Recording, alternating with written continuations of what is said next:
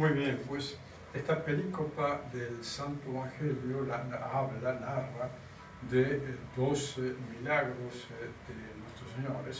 Esto es una perícopa muy linda, muy linda, muy linda, porque resulta ser que dice que nuestro Señor bajaba del monte. En el monte había predicado las bienaventuranzas, y no solamente las bienaventuranzas, sino todo lo que sigue después.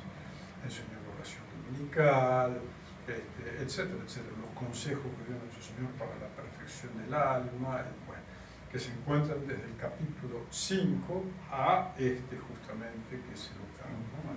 Donde está narrado lo que se narró y lo que acabamos de leer. Pues bien, entonces nuestro Señor, estando en el monte, estaba sentado y predicaba estas cosas desde arriba, desde arriba. Y después dice que bajó, porque los enfermos no podían subir, los leprosos menos todavía, porque los leprosos estaban separados, vivían en guetos, y hasta tal punto que cuando pasaban por algún lugar tenían que sonar una campanita para que todos supieran que tenían la lepra y no se contagiaran y se apartaran de él. Entonces todos los leprosos vivían como en pequeñas comunidades, entonces mucho menos podían mezclarse con la gente. Entonces al bajar Jesús del monte, después de haber predicado las bienaventuranzas, se le acerca este leproso, pero no solamente se le acerca, sino que lo adora. Es una cosa muy linda esta. ¿Por qué? Porque el leproso reconoce que ese es Dios, porque si no, no lo adora, si no cometería idolatría. O sea que está reconociendo, viendo a Jesús, contempla a Dios. Entonces, por eso que lo adora y le dice, si quieres, puedes curar. Entonces, si quieres, es decir, le da todo el poder a él, sabe que tiene el poder de hacerlo, porque el querer es en Dios obrar. Cuando Jesús quiere, hace. Por eso es el Señor de los imposibles. Era imposible que así nomás curar a enfermos, resucitar a muertos, caminar sobre las aguas, calmar a las tempestades, multiplicaba los panes, etcétera, etcétera, cambiara el agua en vino. Entonces, era imposible.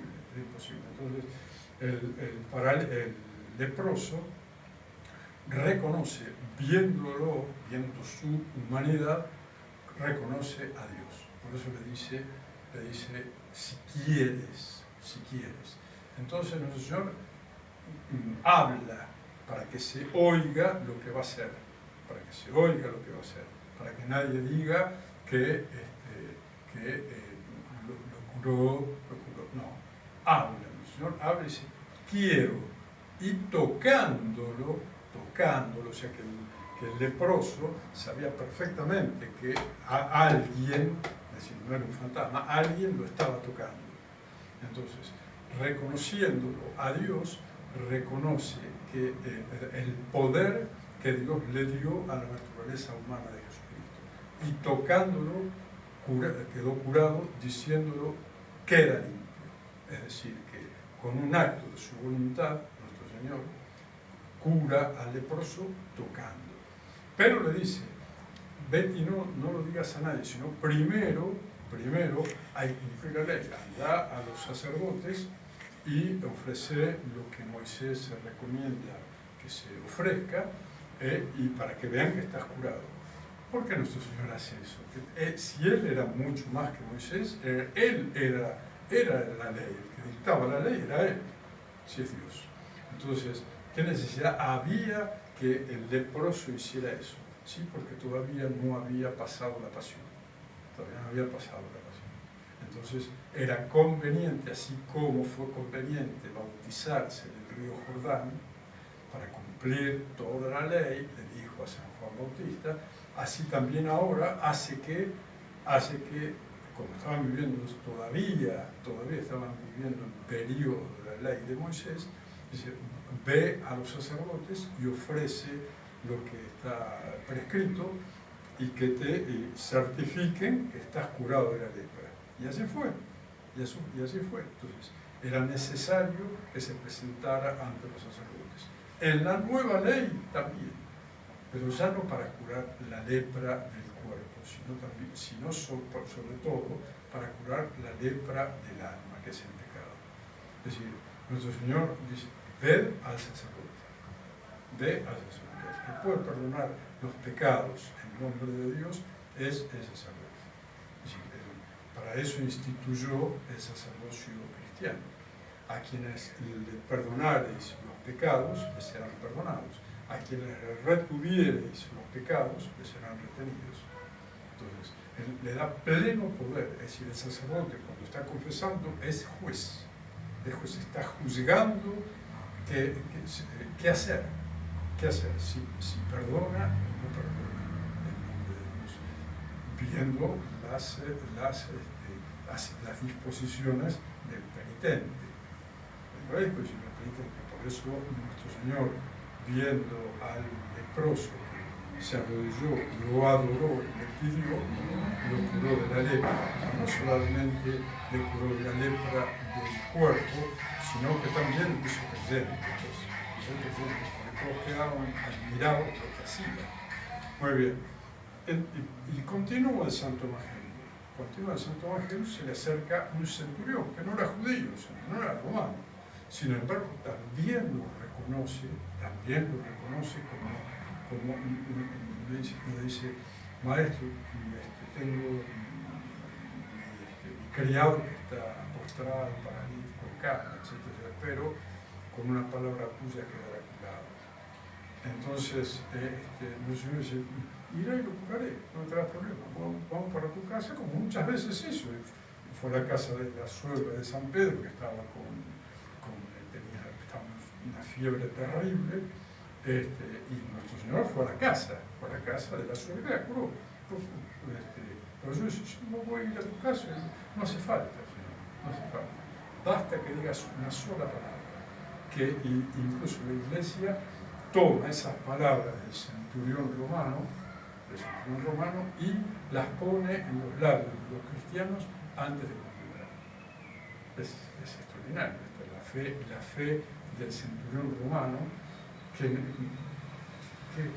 sabían. Sin embargo, como había escuchado tantas cosas, lo reconoció por Dios también, porque el único que hace milagros es Dios. Entonces, nuestro Señor, que dice que quedó admirado de la fe de ese hombre, quedó admirado. No he hallado tanta fe en Israel. Y Israel tenía toda la trayectoria del Antiguo Testamento, tenía la ley de Moisés, tenían los profetas, tenían todas las promesas de parte de Dios, etc. Sin embargo, no he hallado fe tan grande en Israel. Así que, como pueblo, ¿no?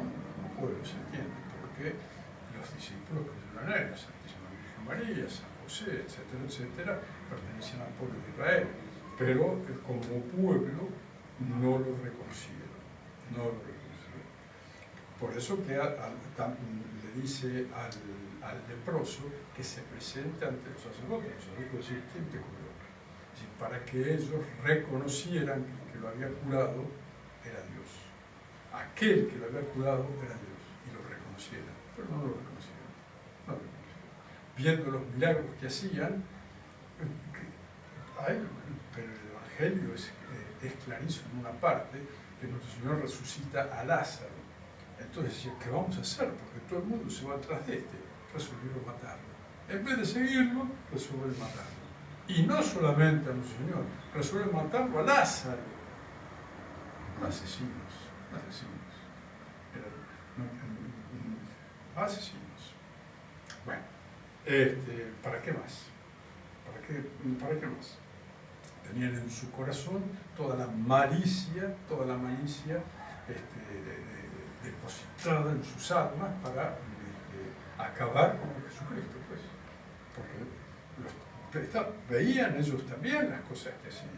Veían las cosas que hacían. Dice, no puede estar Dios en este hombre si estamos viendo las cosas que hace. No podría hacer esas cosas si no fuera Dios. Decían, esos son lo que decía el pueblo, digamos así, ¿no? Lo que decían la gente que veía las cosas que hacía. Porque los que lo seguían vieron la multiplicación de los panes, la cantidad de enfermos que curó después que fue a la casa ahí, justamente cuando bajó del cerro, después que pasó del monte, después que pasó esto, fue a la casa de San Pedro a curar a la suegra. Y ahí pasó toda la tarde y la noche curando a los leprosos, a los enfermos. Había de toda clase, ciegos, paralíticos, cojos, mutilados, en fin, etc. Y a todos los curó. Entonces, el Santo Evangelio entonces, de hoy es muy inspirador para el alma cristiana, pues. ¿Por qué? Porque siempre antes de la oración, antes de hacerle un pedido a nuestro Señor, hay que reconocer por lo que es. Entonces, uno se arrodilla humildemente, ponerse de rodillas es reconocer que uno es indigente, que uno está necesitando al Todopoderoso. Entonces, postrándonos de rodillas, lo adoramos. Entonces, por eso que el primer acto, antes de hacer cualquier oración, es adorar a Dios. Yo te reconozco, Señor, por mi Rey, por mi Dios, etc. Hay tantas oraciones bellísimas que si a uno no le sale nada, se las puede leer, pues. Pero, quiero decir, lo primero que hay que hacer es reconocer que Dios es Jesucristo, verdadero Dios y verdadero hombre. Aquel que hace presente, aquel que muestra quién es Dios, es Jesucristo. El que me ve a mí, ve al Padre. Y le dice a San Pablo, el que me ve a mí, ve al Padre. Tanto tiempo hace que estoy con vosotros, que aún no lo conocéis. Y San Pablo dice claramente, es la imagen visible de Dios invisible. Es decir, es Jesucristo, reconociendo a Jesucristo, reconocimos a Dios, pues. Nadie va al Padre sino por mí. Es decir, nadie llega a Dios sino a través de Jesucristo. Entonces, quien no reconoce a Jesucristo no tiene a Dios. Quien no tiene, lo dice San Juan claramente, quien no tiene al Hijo no tiene al Padre. Quien dice que ama a Dios y odia a Jesucristo es un mentiroso. Es un mentiroso. No se puede. Es imposible amar a Dios sin pasar por Jesucristo. Porque Jesucristo es quien hace visible a Dios. Bueno, entonces, siempre hay que recordar lo primero que hay que hacer es caer de rodillas y adorar a nuestro Señor. Además es un acto de religión. Nosotros estamos obligados a adorar a Dios. Es un acto religioso, de la virtud de religión. No es que nos quedamos así, como aquel fariseo, gracias porque yo no soy como los otros hombres, pecadores, adúlteros, blasfemos, etc. Yo pago el diezmo, etcétera, etcétera. Así que le presentaba títulos a nuestro Señor. Y el pobre publicano que estaba en el fondo no osaba levantar la mirada, estaba tirado de rodillas, golpeándose el pecho. Señor, apiádate de mí que soy un pecador. Bueno, entonces, la lección principal de hoy es esa. Ser como el publicano, hacer composición de lugar, juntarse con el leproso, porque a todo el mundo nuestro Señor nos ha perdonado algo, o mucho. Así que de alguna manera nos ha quitado la lepra del alma. Y de hecho, la primera lepra fue el pecado original, ¿no? Que nos quitó con el bautismo. Bueno, y después los pecados personales a través de las confesiones que hayamos hecho bien, ¿no? Entonces, es tan importante, porque no solamente nos dejó la promesa del perdón, sino que también nos dejó los instrumentos para aplicar ese perdón, que es la Iglesia, que es el sacerdocio católico. que es lo que han querido destruir. Por eso que en el Santo Evangelio dice, vendrán muchos de los gentiles de Oriente y de Occidente, se sentarán a la mesa con Abraham, Isaac y Jacob. Y ya uno se imagina ahí, Judas estaría rechinando los dientes. ¿Qué está diciendo? Si nosotros somos el pueblo elegido. Entonces, ya ahí comienza la traición de Judas. Ya ahí comienza el odio de Judas hacia nuestro Señor. ¿Cómo va a comparar? ¿Cómo vamos a sentarnos nosotros, que somos el pueblo elegido, con los gentiles, con los romanos, con los griegos, etcétera, etcétera? Nosotros somos más grandes. Bueno, así empiezan las traiciones. Entonces nuestro Señor hoy está diciendo que está profetizando la conversión de la gentilidad, está profetizando la conversión de las naciones a la fe verdadera. Que esto será después de la venida del Espíritu Santo, cuando ahí comience la Iglesia y empiece a ser apostólica, empiece a extenderse por el mundo entero a partir de la predicación de los apóstoles que se sortearon en el mundo para predicar el Evangelio. Bueno, muy bien. Entonces, que la gracia de la Santa Misa de hoy sea agradecer a Dios nuestro Señor esta profecía que ha hecho, porque nosotros somos parte de la gentilidad y si perseveramos en la fe, vamos a poder gozar, digamos así, de la mesa en el reino celestial, que probablemente se está refiriendo al reino milenario, ¿no? Porque dice, no beberé del fruto de la vid hasta que esté en el reino de mi Padre. En el cielo no hay vid, no hay vino. Evidentemente, o sea que se está refiriendo al reino de aquí, al reino de la tierra. Entonces, muy probablemente,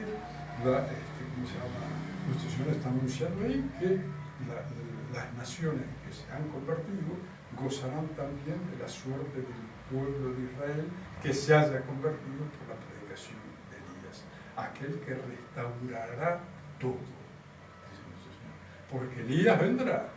Elías ha venido y han hecho con él lo que quisieron. ¿A qué se refería? A San Juan Bautista, que vino en la virtud y el poder de Elías, pero no en la persona de Elías. Elías en persona volverá a predicar a los judíos el final, es decir, de convertir el corazón de los hijos a los padres, es decir, convertirá a Israel a la fe. Y él dice, lo restaurará todo. Es decir, que la presencia de los dos testigos, Enoc y Elías, son fundamentales para el reconocimiento del mundo de lo que va a ser el pequeño rebaño con su cabeza visible. Lo restaurará todo. Elías y Enoc mostrarán quién es el Papa, a dónde está la Iglesia Católica. Entonces, no hay que dudar. Por eso agradezcamos hoy en esta Santa Misa esta gracia tan grande que nos ha concedido a través del bautismo de pertenecer al cuerpo místico, de pertenecer a la Iglesia Católica, fuera de la cual nadie se salva. Muy bien. Y al mismo tiempo entonces pidámosle a la Santísima Virgen María que siempre nos reconozcamos como indigentes de la misericordia de Dios. El día que creamos que no tenemos pecado, estamos diciéndole a Dios que es un mentiroso. Entonces, reconozcamos que somos indigentes y que por tanto necesitamos la misericordia de Dios. Y que Dios nos concede entonces esta gracia a través del corazón inmaculado de la Virgen para nosotros, Nuestra Señora del Carmen. Que así sea.